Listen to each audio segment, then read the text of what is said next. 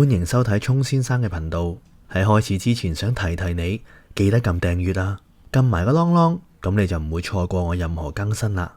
已經訂閱咗嘅網友都多啲留意下有冇被取消訂閱，當然都唔記得讚好、留言同埋分享俾你嘅朋友啦。如果想聯絡我或者支持我嘅網友，可以通過片尾嘅資料。唔阻大家太耐啦，去片。大家好，我係聰神。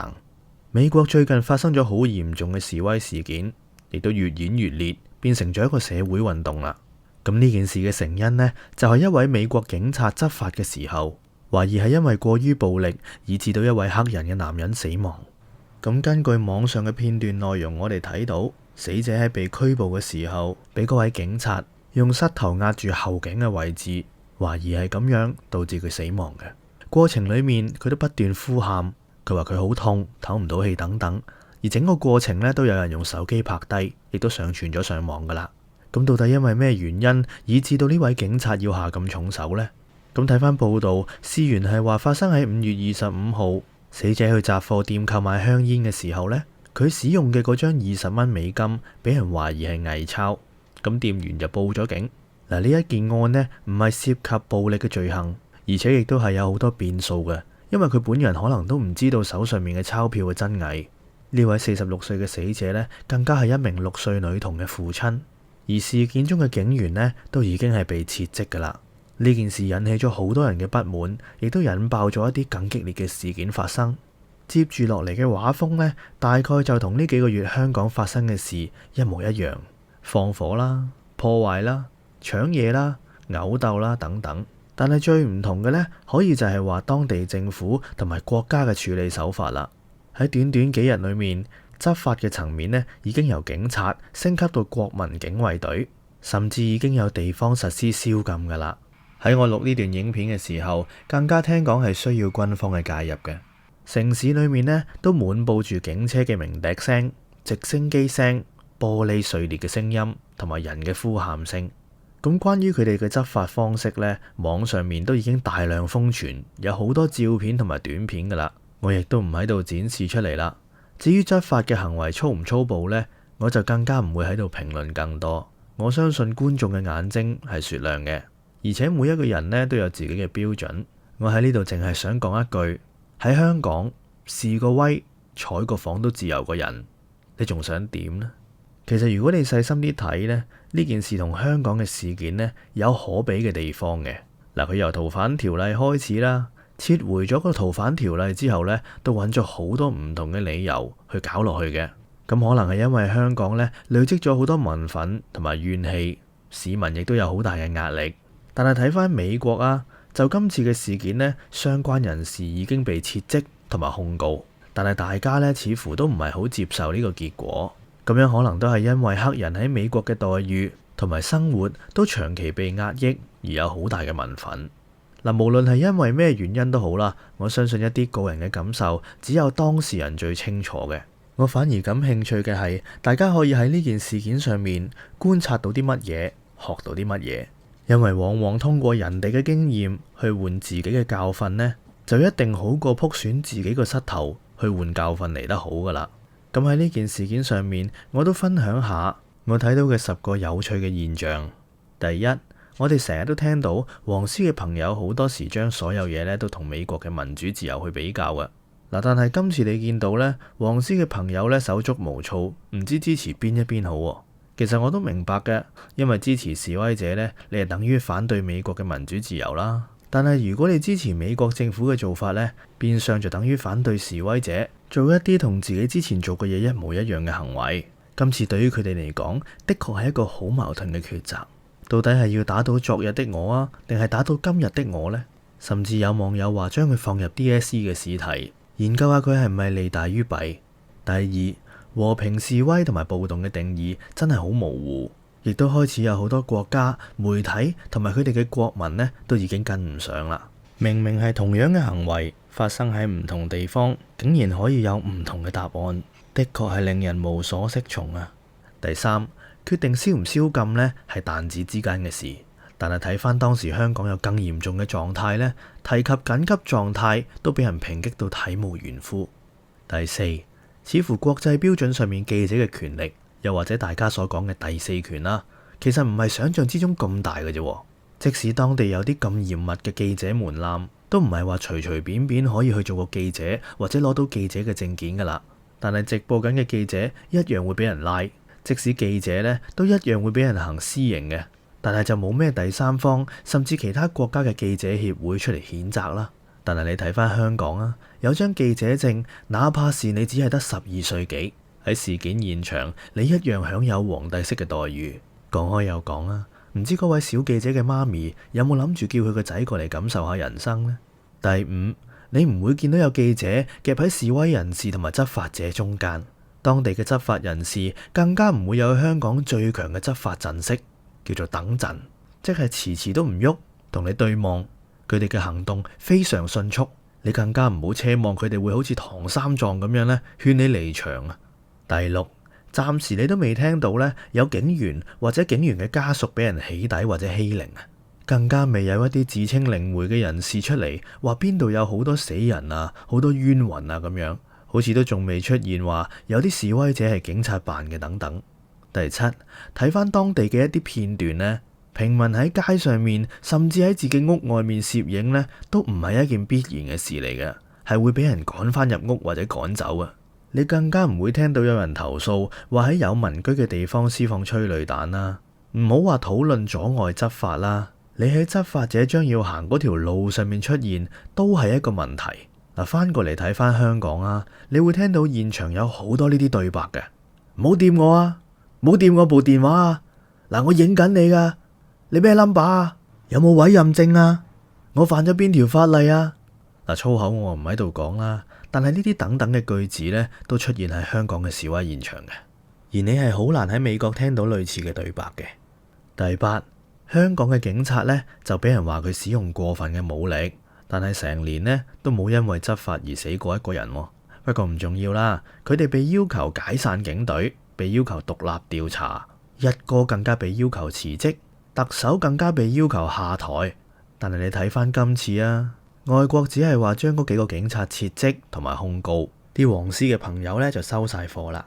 呢啲又稱唔稱得上為同人唔同命呢？第九，而家就算係疫情啊，你睇到美國嘅平民呢，好多都冇遮掩佢哋嘅面容嘅，甚至佢哋連一個口罩或者一個豬嘴呢去防下催淚彈都冇，反而睇翻啦，當地嘅執法者呢係全副武裝嘅。你再睇下香港示威者嘅裝備，根本就係兩個世界。啲裝備係多到3日2夜野外求生，翻風落雨都冇問題嘅。你話搞唔搞笑？第十，最重要嘅係一路以嚟特朗普俾中國政府同埋香港政府嘅意見呢，似乎佢自己係冇去用嘅。尤其佢話呢，通過溝通對話去解決問題嘅方法。嗱，佢喺2019年8月15號喺自己嘅 Twitter 上面就發表。佢話佢好肯定，如果中國國家主席習近平可以同示威者親身面對面對話嘅話呢，就一定可以解決問題噶啦。唔知佢自己有冇考慮過呢個做法呢？不過咁講啦，其實件事呢都幫中國平反咗，更加幫香港警察平反咗噶啦。呢件事全世界都有眼見嘅，唔少國家嘅人民都行出嚟，或者喺網上聲援。亦都已經有足夠嘅輿論同埋證據去證明每個國家嘅民主自由程度同埋當地嘅執法手段上面嘅大不同。可能到咗今日呢，好多人都想呢件事繼續發酵落去嘅，繼續隔岸觀火，睇下戲，食下花生，係咪？但係呢，你有冇諗過，我哋其實都知道呢，咁樣落去係冇咩結果嘅，影響唔到你想佢受影響嘅人，反而只會令更多嘅人白白犧牲。而且佢哋街上面嘅年輕人，既唔係你嘅仔女，又唔係你嘅親戚朋友，可能感覺上同你冇咩關係，但係其實佢哋咁樣出去呢，的確係有好大風險噶。唔好話多人聚集，疫情感染啦。如果俾啲咩武器打中，引致傷亡，又或者引致一啲永久性嘅殘缺，我諗呢啲呢都唔係我哋想要嘅結果嚟嘅，係咪？將心比己啊，我就真係唔希望佢哋繼續出去。我希望佢哋可以揾到一個平衡點，爭取到佢哋想要嘅嘢，亦都令全世界可以正視呢個問題。我反而係希望呢，喺事件裏面有人得到教訓，亦都有人得到反省，亦都因為呢件事可以關注更多呢啲種族歧視或者弱勢社群嘅問題。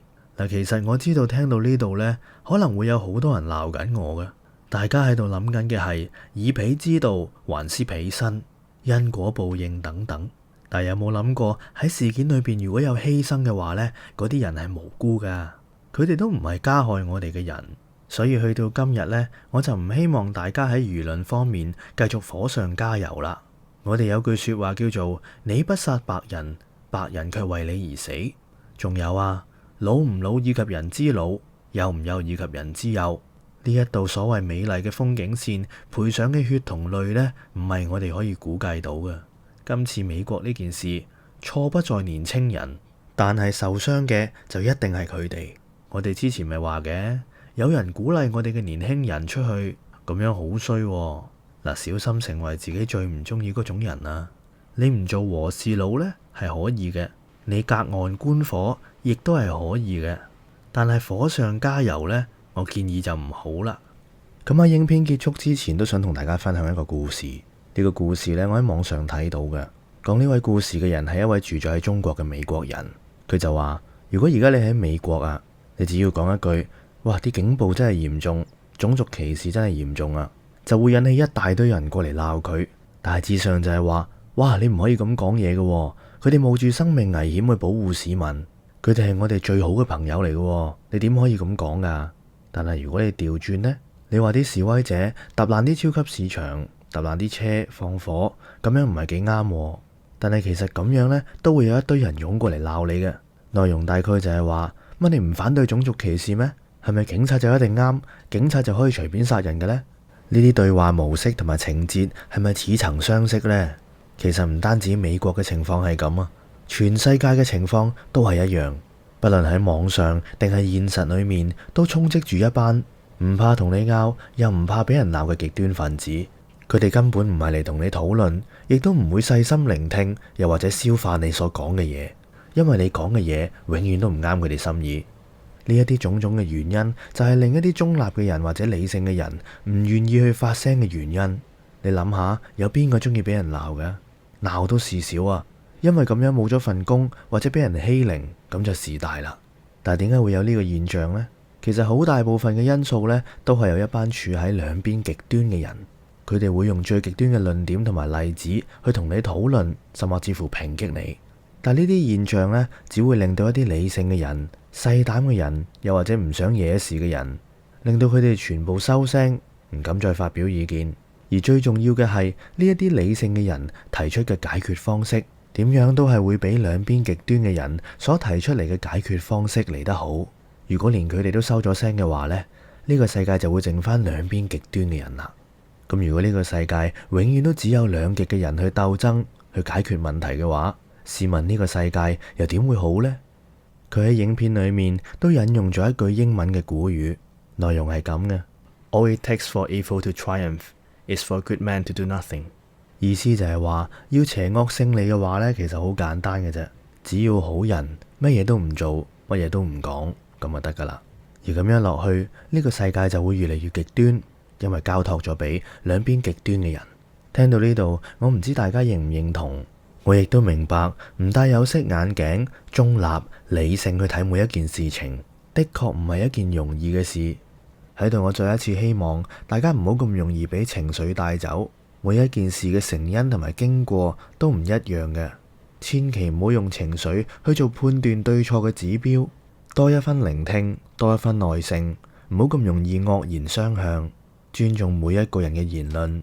因為喺不知不覺嘅情況下，你可能打壓咗一啲中立理性嘅言論，而你係唔知道嘅。嗰啲中立理性、愛好和平嘅朋友，亦都希望你哋可以多多發表。如果連你哋都唔講嘢嘅話，呢個世界就只有兩極嘅聲音噶啦。今日我要講嘅就係咁多啦。認同嘅話可以點個讚，同埋分享俾你嘅朋友。拜拜。